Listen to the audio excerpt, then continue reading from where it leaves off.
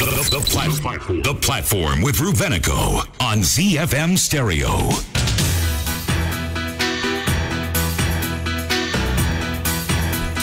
Good evening, welcome to the platform. I'm Ruvenico, happy to bring you this program tonight, live from Newlands in Harare, 7:30 until 8:30. We are discussing curriculum reviews. Now, the Honourable Minister of Primary and Secondary Education, Lazarus Dokora, has proposed a draft curriculum framework. I must emphasize, proposed a draft curriculum framework. Often when we read whatever comes out in the print media, when we circulate these WhatsApps, we get concerned thinking this has already been implemented, and we're up in arms as parents, as children of Zimbabwe, saying, what is going on? Now, because this is a draft curriculum framework, he's not here tonight to discuss this. What we do have is we have a panel of people who are in the education sector, who are industrialists, who understand what career guidance is about. And they're going to lead us in our discussion tonight, of course, together with you, because this is the platform, your platform, to air your views on our topic tonight. 0772-168-045. If you don't already have our number, please save it. That is the ZiFM Stereo WhatsApp line. You can also call us live during this program. We're on Facebook, ZiFM Stereo. We are on Twitter at ZiFM Stereo. And we're, of course, open to continue this discussion after this hour, because obviously this is not the beginning and end of such an important discussion when we talk of the future of our country. Let me introduce our panel tonight. From ZIMTA, right, the Zimbabwe Teachers Association, we have the CEO, Mr. Sifiso Ndlovu. Welcome to the program. Thank you, Ruvenico, and good evening, Zimbabwe. And from the Progressive Teachers Union of Zimbabwe, we've got the Secretary General, Mr. Ray Majongwe. Thank you for joining us. Good evening, Zimbabwe. Hope we'll have a good, enriching discussion. Right. And from representing, I guess, the Ambassadors Advent Academy, we have the chairman and proprietor, Mr. Luxon Zembe, who is also an industrialist. Welcome. Thank you. Good evening, Zimbabweans. And last but not least, we have Gabriel Chipada, who is a career guidance trainer, and he focuses on guiding high school graduates on what they should choose to study in life if they are unsure. Thank you so much for joining us. Good evening, Ruvi, and welcome to all those who are listening right now. Right. Let's get on with it then, and let's look at, I guess, the framework that we're working with currently and what we are aspiring to. As we know, the world is constantly changing. Careers that were available in university institutions 20 years ago are different to the ones that are available now, right? New careers are crafted every day, and our economy as a country right now is in a place where there are so many creative ideas as to what kind of leader, what kind of employer, employee, entrepreneur we should develop for the future of our country. And there's a need for curriculum review, as the debate has seemed to have agreed on, right? Which way we should go is what the debate is. But saying we should review is not really a yes or no question. That's pretty much a no-brainer. Now, the CIFAS and Zidamasanga Commission of Inquiry of 1999 defines the curriculum as the aggregate of all that we impart to our learners through the total experience of the school system in a deliberate design to achieve educational goals. So let's start with an open question to the panel. What kind of education do the children of today really need to be successful in our economy? And that's open to our panel. Yes, thank you, Ruvene. I think what we need to look at, first of all, are the values that education will impart on our learners. It is important that we go back to our history. It is important that we go back to our heritage. It is important that as Zimbabweans, we go back to our cultural basis. This is the kind of a human being that we want to know, who is anchored on very sound African values, that is Zimbabwean values, which are based on these historical facts, which are based on cultural dynamics that we have in the country. That is the most important issue. So our curriculum, therefore, should first and foremost emphasize those areas. So we must focus on a cultural foundation. Now, interestingly enough, one of the propositions made by Honourable Minister Dokora is around languages. I believe there are about 200 teachers in training right now to teach primary children the native languages of the country. Now, do you think something like this is important in economic development, long term? Seriously, it is very important, and we should support that as Zimbabweans. And we should support the indigenous languages, not only for the purpose of economic development, but also for emphasizing the unity of our people.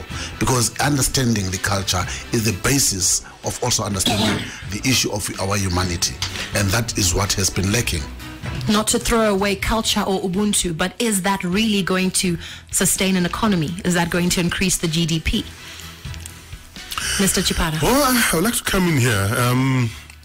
If you remember, in Tanzania, they used to be instructed in school in Swahili during Nyerere's time. And when you now try to translate science that is not written by us into Swahili, it's not easy.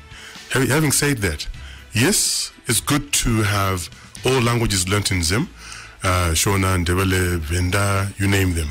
But the bottom line is, why is a child going to school? In my view, the reason why a child goes to school is to be educated, but to educate in a manner that allows them to have a decent lifestyle once they've left school. Whether that school is college, varsity, high school, whatever it is. Because the point is, if you just go to school, learn about Mussolini, learn about Hitler, learn about Kaguri and Mbuyane, and then come the time that is critical on how to have a decent lifestyle, you fail. Then education, in my view, would have failed. All right, so you're saying that there needs to be an all-rounded approach to education where you're creating the kind of child who can sustain themselves in an economy. Precisely. Not necessarily around the history, and like you, I guess is a direct answer from Nyayema languages. So you're saying that learning Swahili and Changani and Venda is not going to help a child in their future? If a child speaks Changani as their first language, yes, they're allowed to learn it and perfect it. Mm-hmm. But if my first language is Buja, like in my case, why would I want to learn Swahili? It should be optional. But in terms of how one lives after leaving school, you cannot opt not to have money. It's important, which means, yes, let those who speak Shangani be taught in Shangani. Those who speak Venda be taught in Venda, Ndebele, Shona, you name it. But in my view, the bottom line should be every child should be taught on how to live a decent life after leaving school. After they graduate. Yeah. Now, while we're still on languages, Honorable Dokora has proposed Chinese, Portuguese, Swahili, and French to be incorporated into the curriculum as well. What is the value of these 4 languages? I mean, we know that, of course, we've got the Portuguese African countries, we've got the Francophone Africa, of course, Swahili. Chinese is growing in the world. You know, it's a valuable language. Do we think this is valuable to the Zimbabwean child? Thank you. Mr. Zembe. We now live in a global village where all nations are integrated and we deal, work, do business with the rest of the world from our offices, the comfort of our homes, the comfort of our offices. And that's important for anybody now to make sure that they're able to interface, interact, and operate in a global village. Hence, the need for them to understand certain languages depending on what they want to be. So the idea in itself to say let's introduce Swahili, I think topmost I would say Swahili because it's from Africa. Secondly, these other languages like Chinese, etc. and all the like. It's important, it's good because of the global village that we are operating in and the need for anybody to be functional in this global village. You must be multi-skilled. Multicultural skills are critical to be able to function effectively and interface and interact with everybody else. But what is important, and what I picked from Gabriel, is these are elective subjects. I hope what was reported in the press is not correct to say these are going to be compulsory.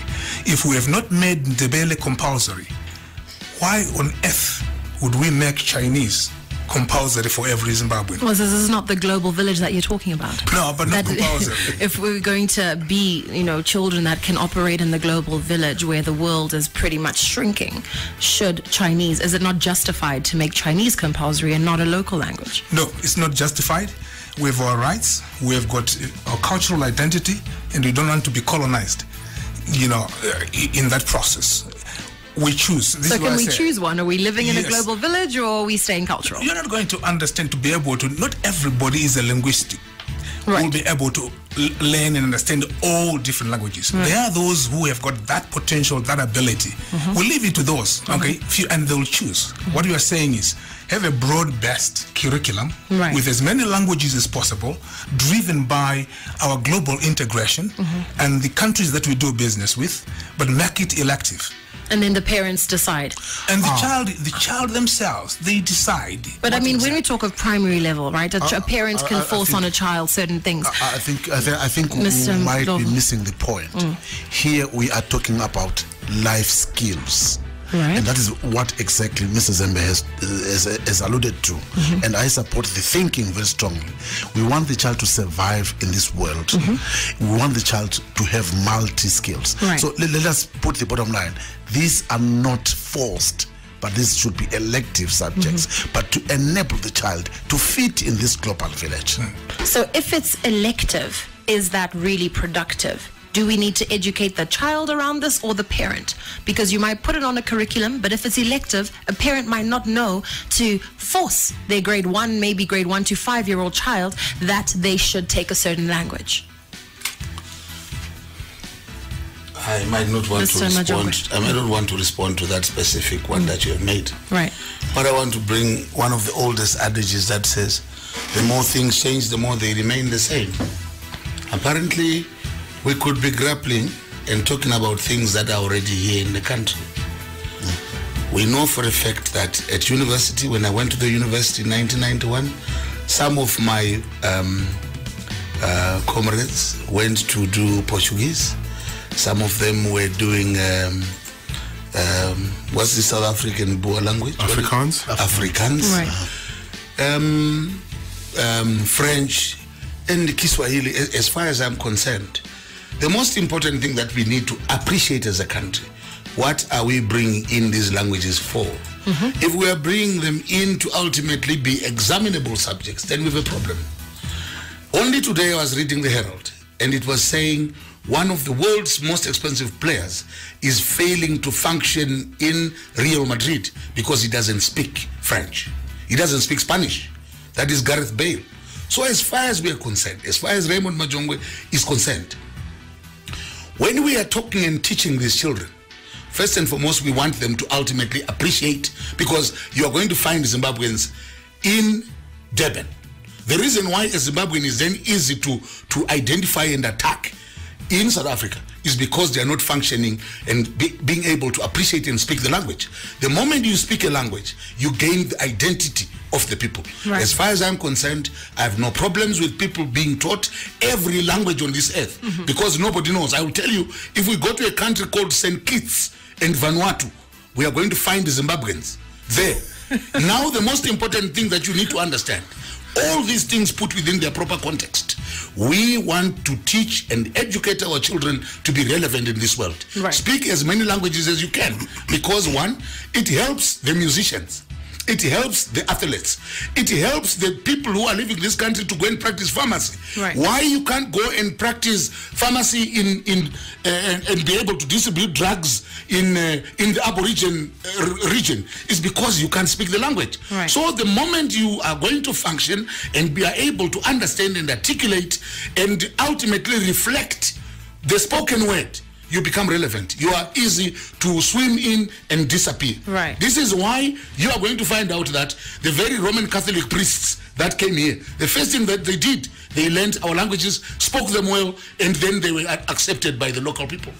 All right, so on this point of languages, some of your comments coming in on WhatsApp, 0772168045. It's a good idea. Here in the UK, a lot of kids are learning Chinese. The world is becoming global. Now, from what my panel is saying thus far, what we're getting is that language must be taught. Number one, it must be elective, not compulsory, right? There must be the option to learn different languages. And above everything, language must be applied relevantly for you to be relevant in the world. It shouldn't be taught as an examinable subject. Granted. Only. Mr. Chipata, so we can wrap up the issue Let of me languages. just add on to what Right. Raymond said. My wife is Shona. She speaks Shona, English, Portuguese, French, and a bit of Spanish. She learned, like he said, she did BA in French and Portuguese after high school. That's where the issue of this thing being elective comes in. Let's not force Zimbabweans to learn how to speak Chinese if we don't want to speak Chinese. You go to China, you don't find anyone speaking Shona. You go to France, you can't speak French, you will be struck. So what we are saying is, yes, let there be options, but let's not force people to speak foreign languages. Having said that, it's been proven that if you want to learn a language, whatever age you are, you can learn it. Just like can I use it? Afrikaans, Portuguese, French, and Spanish. Sure. Yes. All At right. age 20. It's the will. Yeah, some people argue that you should only learn language at a young age. I think let's correct it. The correct perception, even the youngest child can be taught as many languages as possible. I think we mustn't underestimate. that cannot be. That should not. It's actually better to teach young children languages because then they understand them faster. Right. All right. Comment here from Alfred Tafadzo Bandera Janzi. I don't think learning languages will turn around the economy. Learning Chinese will not help our economy that is in the doldrums. For example, learning Chinese will help the Chinese and its economy, not our economy. All right. That's a. I actually feel sorry for people who think like this. No country has sat down to say, we want to teach people physics, we want to teach people economics so that they turn around the fortunes. People must understand the background. The reason why we are where we are is not about languages. So then standing up to say, we must teach people things that make them relevant. There is a socio-political scenario that Zimbabwe finds itself in.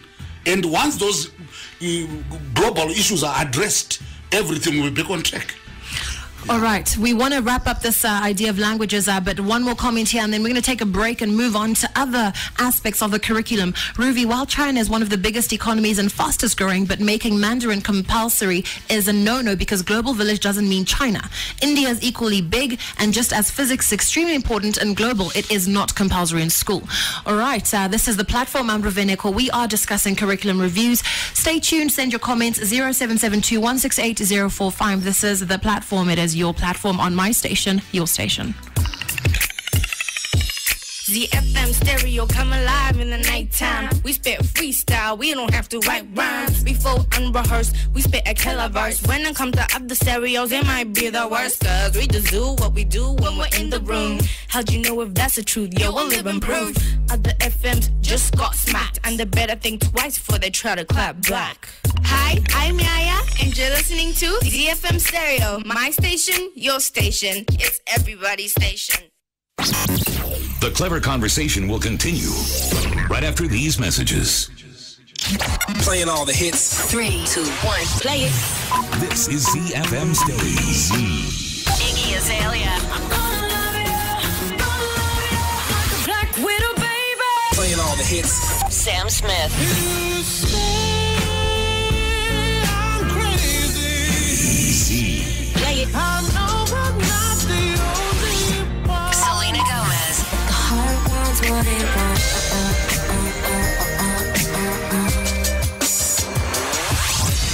All the hits. All the hits. Z. Right. Where were we? Let's talk. The platform with Ruveneko on ZiFM Stereo.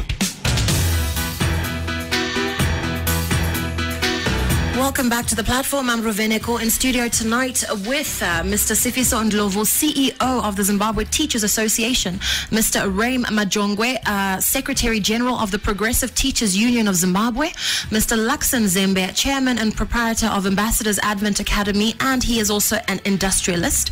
We also have Mr. Gabriel Chipada, Career Guidance Trainer. Now, we're discussing the draft curriculum framework that has been proposed by Honorable Minister Lazarus Dokora, Minister of Primary and Secondary Education, not yet implemented, but we are here on the platform because this is our opportunity to air our views as Zimbabweans for what we want for our children in terms of the education curriculum. Now we're going to sway now from the discussion on languages and look at some of the other aspects. Baba Faye in Milton Park says, from my opinion, our current curriculum is good. Zimbabwean graduates are doing wonders in other countries, which is a sign that our curriculum is robust and sound. Our problem is that as a nation, we fail to create formal employment. We should try to strike a balance between employment creation and graduates entering the job market annually. Self-reliance, yes, but formal sector will never turn around our economy. Above all, let's not be dictatorial when it comes to freedom of choice in school. Now, this comes back to our initial question that we asked when we said, what kind of education do the children of today really need to be successful in our economy? Right, Baba Faye is saying curriculum is good. Let's start on that point. Rovanego, I think there is an issue here. He says the current Zimbabwean graduates are doing well. Doing well in doing what? In replicating the same knowledge that they've learned, regurgitating. So what we are saying is the outcomes of the people that we teach should be able to solve problems that the country has. We should develop critical thinking. We should develop leadership skills. We should develop business and financial literacy. I think Zembe will add on that, if I can invite him. As an industrialist. Mr. Zembe, if you'll please. Thanks. I think that's important.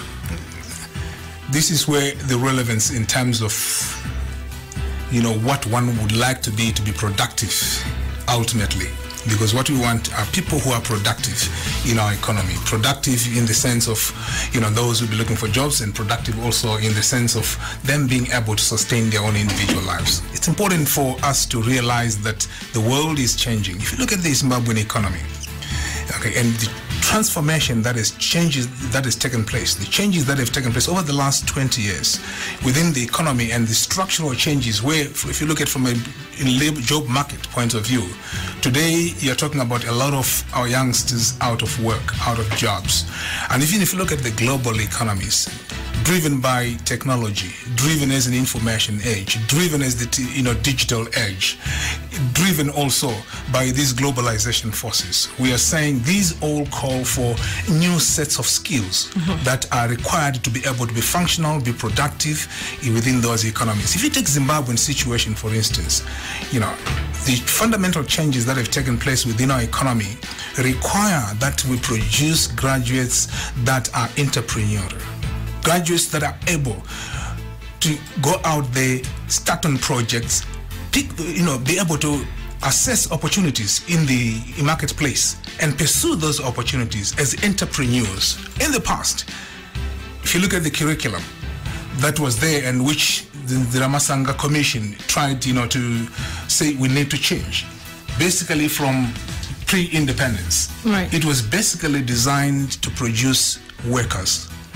People who would follow instructions, not critical thinking, but you were supposed to be submissive, to be somebody who can follow instructions, do what you have been told, be faithful, be honest. Okay. If you're now looking at today's world, we are saying we are now in the driving seat of the economy. We are now running the empowerment program. If you bring it in, it's now saying these Zimbabweans now have to drive the economy. And we now have to shift. It calls for a complete shift in terms of those skills. So it's important to realize those changes and the need for a new set of skills. And This is where really this review is all about, to say what are the critical skills that we need in order for us to create opportunities for Zimbabweans and also to be competitive with the rest of the global world. Okay. Unlike what was happening in the past. Once it was there, yes, at a lower level, but today, as I say, these now have taken center stage, and hence this critical thinking, the multicultural skills that are required, the ability to be able to be entrepreneurial, the ability to be able to integrate into the global village, the ability to be able to use technology today and be a fair or have prowess in terms of using technology. Right. And also, we talk about a knowledge economy that we are in now. The ability to be able to have functional knowledge in this given economy. Critical skills that we want in our curriculum. Now, you talk of entrepreneurial graduates. When we are saying Zimbabwe must focus for a future of entrepreneurs, right, which is what you seem to be alluding to, Mr. Zembe, where does that begin? Does it begin at primary and secondary, where, for example, the Honourable Minister has suggested the introduction of subjects such as agriculture in the curriculum from that, early age? Or are we looking at entrepreneurial graduates on a tertiary level? Where does it begin to create an entrepreneur? If you can just find out before others come in through, these educations will tell you in terms of, developmental process and learning process, and the vis-a-vis the development of human beings, and why it is so critical at an early stage to be able to understand and conceptualize certain concepts. It must not only start at primary, it must start at home. Mm-hmm. That's where the home must be, a business.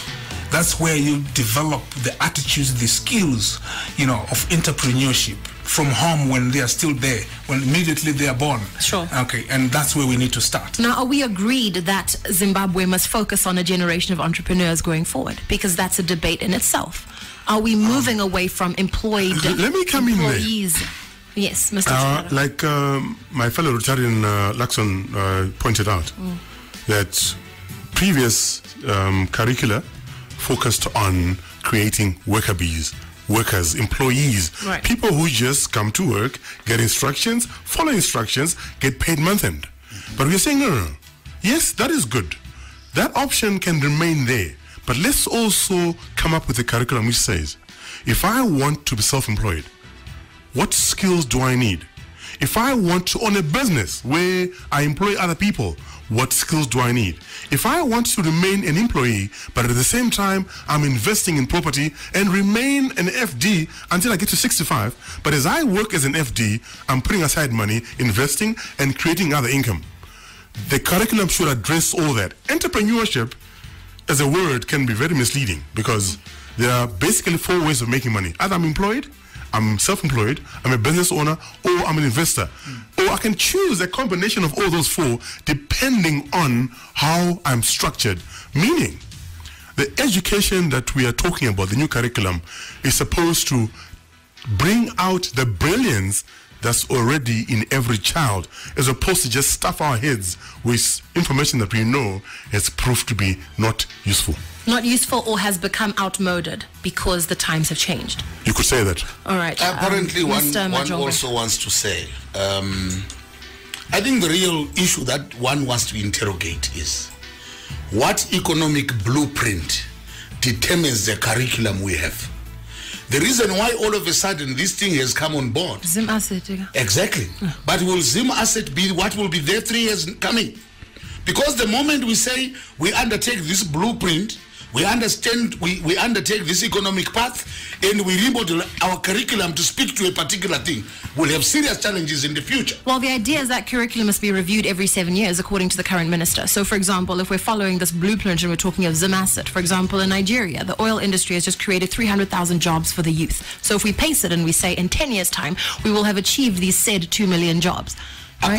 Apparently one wants to underscore this one, because if we are just going to say this is what so-and-so has said and this is what we must follow, ultimately we'll have serious problems.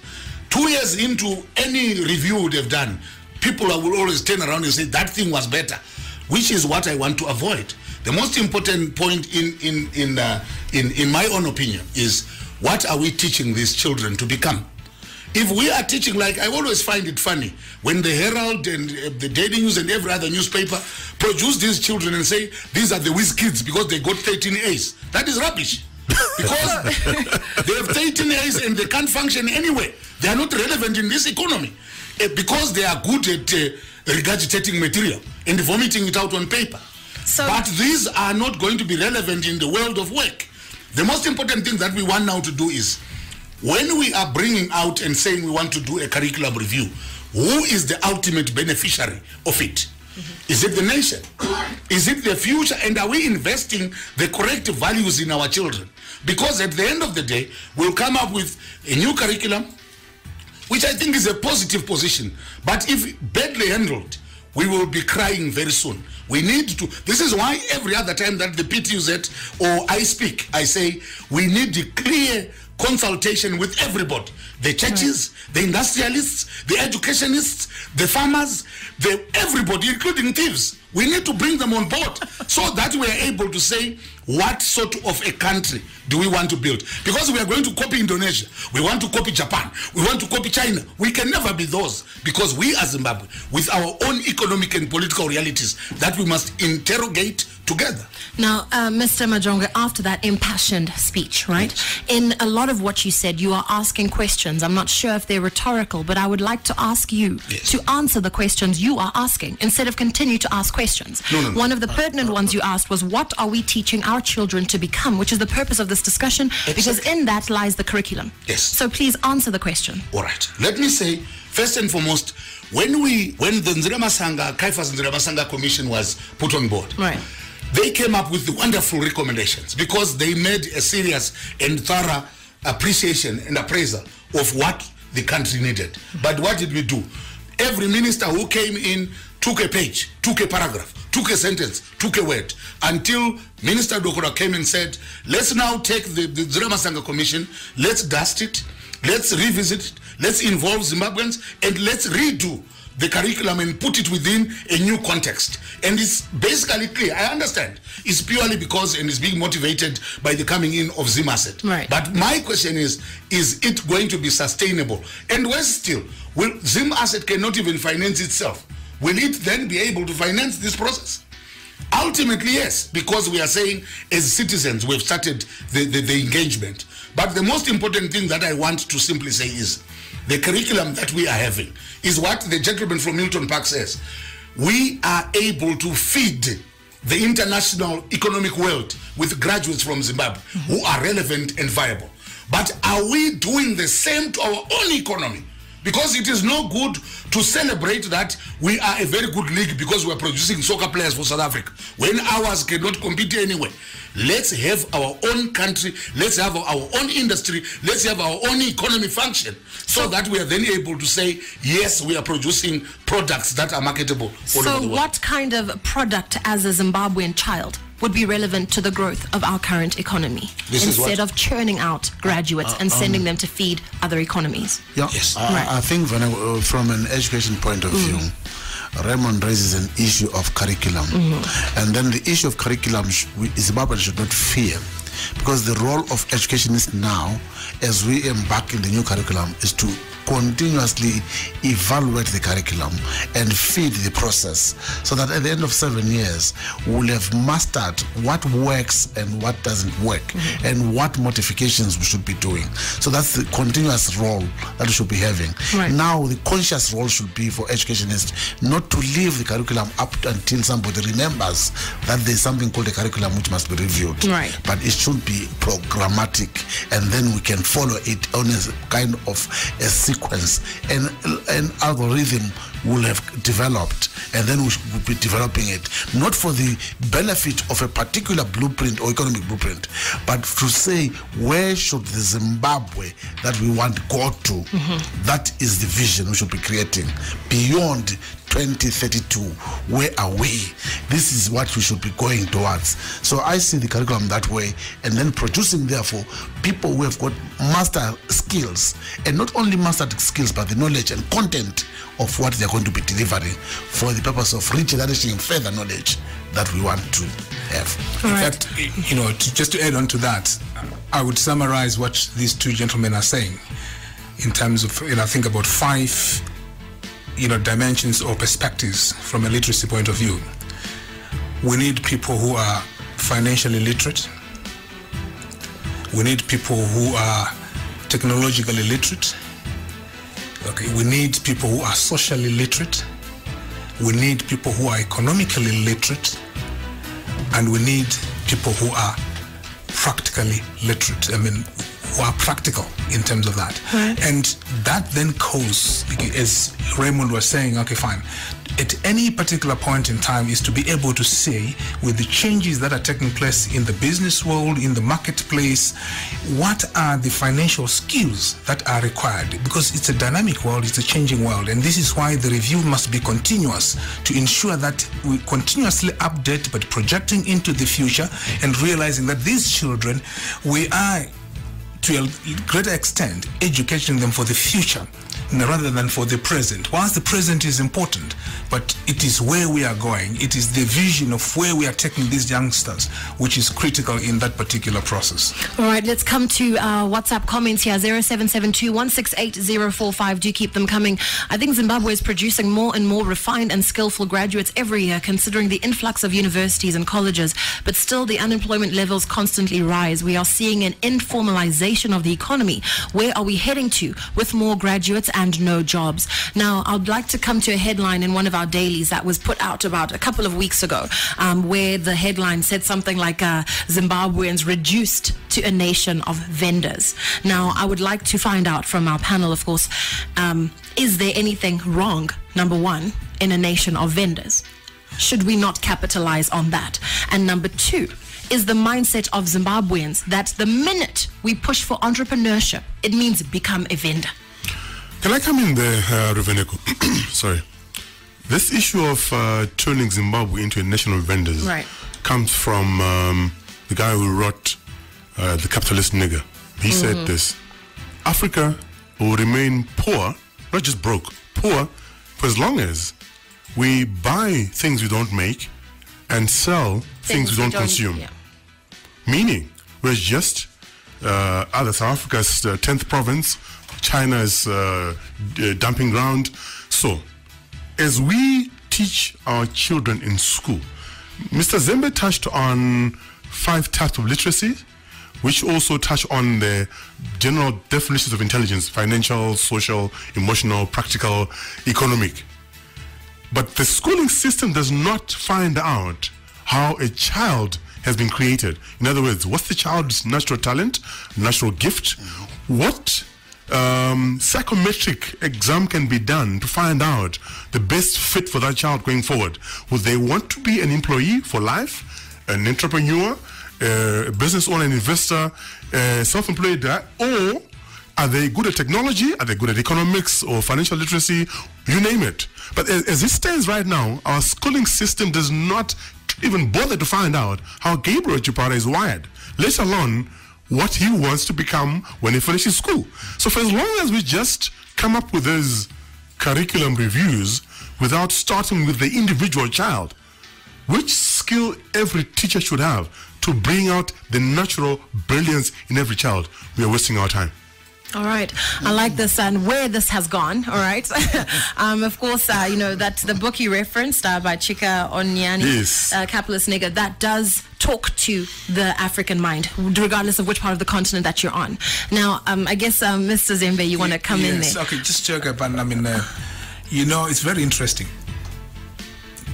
A lot of our parents would feel very uncomfortable with a child that is possibly operating and running, a market business from Bari. They would love their child to see their child in a uniform, dressed in a uniform for a corporate world, being a messenger, and they'll be very happy. But the recent research in the informal sector showed that some of those guys are churning out on a monthly basis on about $20,000. Okay. Those guys operating in Bari Msika marketplace. So we need to understand, even if you study the history of the Mamukas, the Mikos and all these guys and where they basically started up and how people develop the business skills, it's important to realize all the economies of this world, America, Japan, even China itself, talk about India, that 70% of all those economies are micro and medium scale enterprises. And that's basically what we need to understand. because we've been wired and schooled to think business, it's only these big, companies that are there. And this is why you find that people begin to look down upon the small guys who are starting the business, okay, and in living and possibly living a fairly good life, and entrepreneurs, okay. And we need to be able to go through an education process to reorient ourselves, to realize that that's what entrepreneurship is all about. Those guys there in Mpezanamo and Bari. But how do we graduate them, develop them from that level? But that's where the starting point. And so should we embrace this then as a country? Because this is my question. Should we be looking down at being called a nation of vendors? Because from what you're saying, entrepreneurship can be, if understood correctly, we can grow that into something that will make Zimbabwe. Vendors, okay, fine. Just before we can there's a difference of obviously. Okay, I don't like the word vendor. Why? Right. Okay. The definition of vendor, can I tell you? Yeah, tell me. Definition is typically used to describe the entity that is paid for the goods that are provided rather than the manufacturer of the goods. A vendor, however, can operate both as the supplier of goods, seller, and the manufacturer. Yes. Why don't you like that definition? Yes. Okay. Fine. The reason why I'm saying that. We've got, for instance, the Zimbabwe National Chamber of Commerce. When we talk about commerce, people need to understand. This is why economic literacy is very important. Right. What do we talk about? Trade. When you talk about trade, what are we talking about? We're talking about buying and selling, right? And if you find, a lot of economies in this world, in terms of services, in terms of trade, it has taken center stage around the globe, especially with technology coming in and pushing people out of a lot of, the normal jobs, and trade is coming in through. So it's important that we understand it in the proper perspective. As long as people understand it in the proper perspective, from an economic point of view and from a business point of view, there is no problem. Okay, what we don't want to see, is a situation where we basically reduce everybody to a scrounging level, where they're scrounging for survival. But if the guy is in Mbari is not vendor, Mpezanamo is not, you will not call that a vendor. Because as I say, they are making more money than a lot of chief executives in this country. What they are, in terms of what they're doing. I don't know about that, about Mbari not being a vendor, this community. Mr. Majonge, please do come in. I think Zimbabwe as a country, we have serious problems in how we define things. When people hear the word vendor, they are looking at a dirty person by the robots, selling juice cards and sunglasses and roasting maize by the roadside. Right. This is the real challenge that we find. When you find that it's actually a problem. When I started my musical career, my mother was not happy when I was a little boy when I said I wanted to sing, because their definition of a musician is somebody who is uneducated, who is uncouth, who cannot make money, who survives by moving from one beer hall to the next and cannot make it. You talk of even the actors. When people see an actor, they think of those that were known for drinking beer and doing anything. When you then interrogate to say, does Zimbabwe celebrate its own heroes? I think the real challenge we find right across the country, simple things like footballers in Zimbabwe. They see footballers, they laugh at them. In South Africa, every other footballer who has made it is a big person. They have money, they've invested it wisely, but it's that psyche that we must exorcise from Zimbabweans, where we get to a point where we start appreciating ourselves. Right. When the newspaper writes and says, this country has become a nation of vendors, it's as if everybody is selling something. Of course we are, but we need to say, as a country, where are we going? How do we take it? It's as good as saying, many a time, many of us would be ashamed to be known you are a teacher, because everybody thinks that a teacher is this person who's just wasting time. You even when you go to service stations, can I have a petrol teacher? Even somebody who's looking for a job, a maid, but the teacher. It's because we have sort of condemned ourselves and we look down upon ourselves. We don't even believe in ourselves. As a country, I want to believe, if we are going to take the economic dictates to say this is where we want to go to as a nation, agree on the fundamentals and address them, we'll get it right. The real challenges we are facing are, one, are we following the true economic path? Are we honest to ourselves? What is the problem in this country, with this country, from this country, about this country, so that we are then able to say as a country, these are the challenges and this is how they're going to be addressed. Ultimately, we can write a brilliant curriculum, that will not take us out of the madness and the chaos that we have. Mr. Majongwa, I repeat again that you have all the questions, but not necessarily all the answers, right? Let me try and help him answer. Ruveneko. On this issue of vendors or national vendors, right. Personally, I would prefer to have a nation of buyers and sellers, number one, manufacturers and sellers, number two, thinkers and sellers, number three, value-adding people and sellers, number four, so that at least any person whose mental software allows them to be any one of those 5, 6, 7, 8 options is able to pick the option that suits their personality and how they want to earn their money. Buying and selling as we see today in Zim is simply because our manufacturing sector is dead. It's as simple as that. We don't make much. Yes, we farm, we produce and sell. But going back to capitalist nigger, for as long as we do not consume what we sell and buy what we make, we will remain as somebody else's supermarket. And look at, for example, diamonds. What's the value of diamonds pre-sorting, polishing, washing, and cutting versus the diamond price that you get when you go to De Beers trading in the States? Well, thankfully, as a country, we're focusing on diamond cutting and polishing. Thank you. We are saying, we are. Let this us is be something vendors. that is, on the it's happening, right? I want us to bring this point home because we don't have much time left of the program. So if you could please just, Mr. What Ndlovu. I want us to get to is clearly the curriculum that we're engaging in. There has been an insinuation that probably we are not being very active in probably selecting students and learners towards their attributes. This is precisely what the curriculum is seeking to do.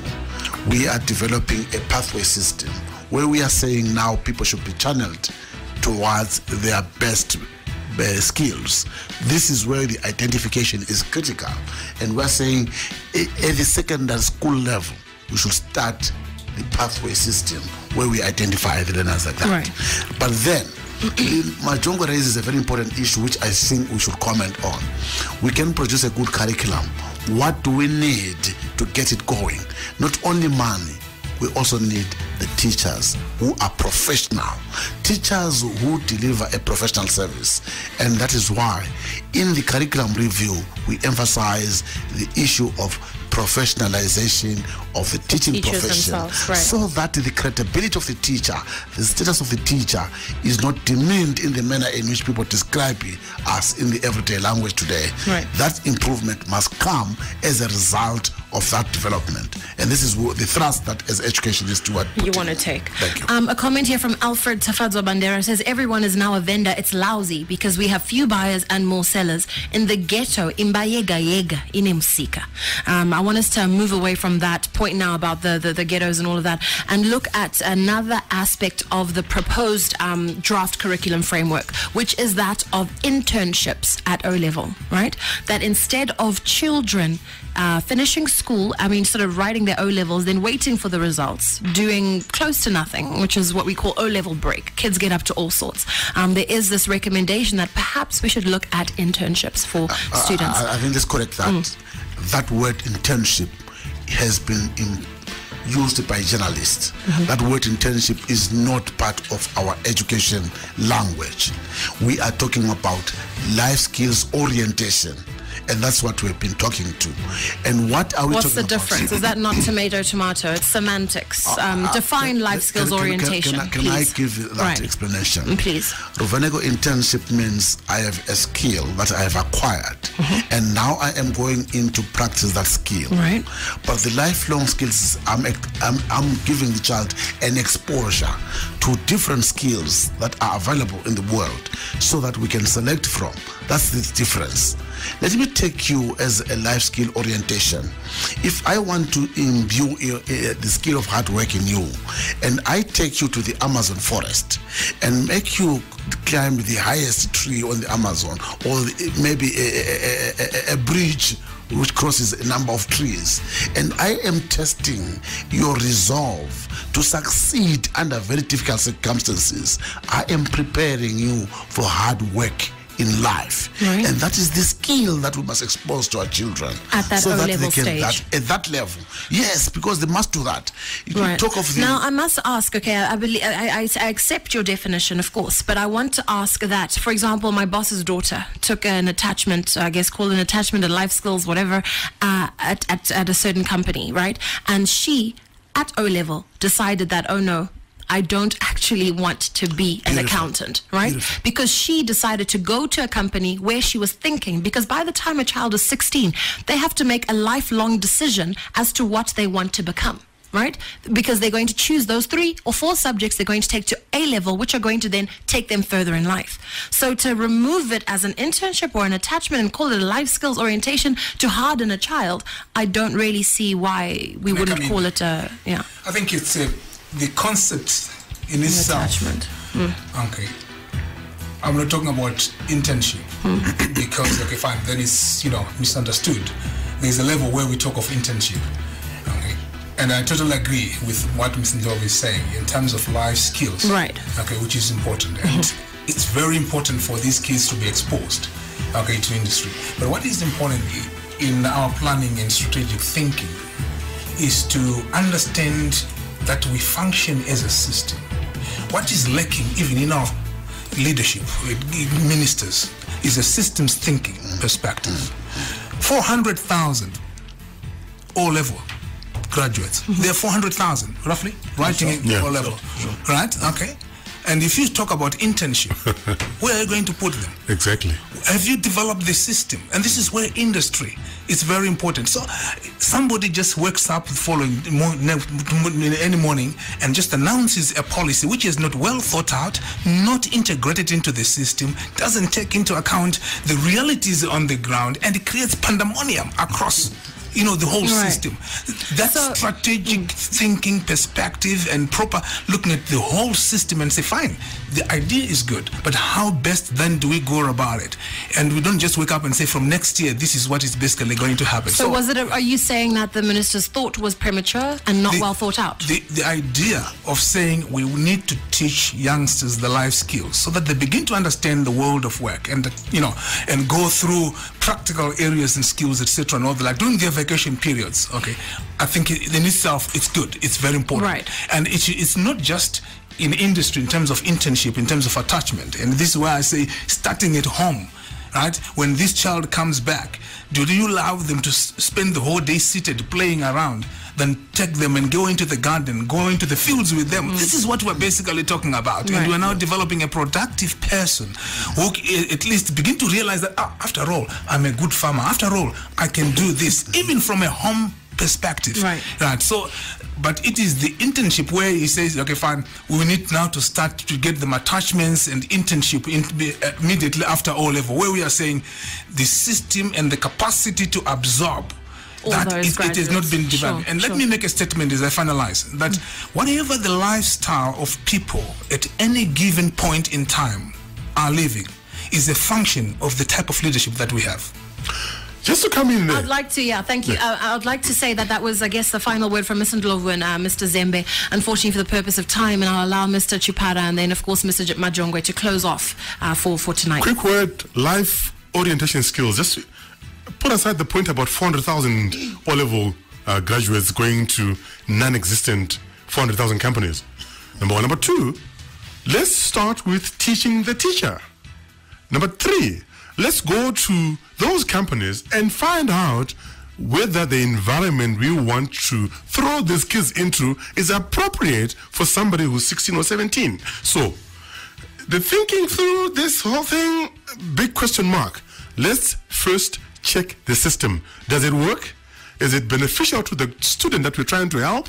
But most importantly, the teacher can be taught to teach their life skills in the classroom. The teacher can be combined. Yes, as they are teaching history, geography, they can teach about time management, self-management, financial literacy, economic literacy. Why are we wanting to check kids out of the classroom and dump them in an office where the guys who are there to work and make money? I guess that comes back down to the point Mr. Ndlovu made about the teachers' training. Mr. Majongwe, if you could please wrap up for us. I think the most important thing is there's nothing new here. Some of us when we finished our O-levels, we went into industry. There's nothing new. These are things that were happening. But is that environment the same? No. The companies are not there. Many of these children, we're just going to throw them into abuse if we're not careful. If you are going to say to the kids, go and find attachment and be attached to the cell phone vendors and go into which industry, they will end up either as in the army or in the police, because those are the only functioning industry that are there. So as far as I'm concerned, we want to simply say, these are brilliant ideas, but we want to see whether they are actually working in this current scenario. Sure. Brilliant ideas that either are coming ahead of their time or are coming late. And I think the most important thing now is, having said this, do we throw it out with the bathwater, or we take it out, sanitize it, and make it work? The most important thing, as far as I'm concerned, we need more interaction, more dialogue. Right. Involve everybody, the trade unions, the churches. I come back. The industrialists, so that we don't sit and do an analysis of Minister Dokora as if he's irresponsible. Minister Dokora is coming and saying, let us engage, let us interrogate, and that's what we must do. Which is why we're here tonight. Exactly. All so right. that we are then able to say, as a country, how do we move forward as a collective? All right, I'd like to thank you very much. Unfortunately, we are out of time. Thank you so much to my panel tonight, Mr. Sifiso Ndlovu, Mr. Ray Majongwe, Mr. Luxon Zembe, and Mr. Gabriel Chipara. It's been a pleasure hosting on the platform tonight. Thank you.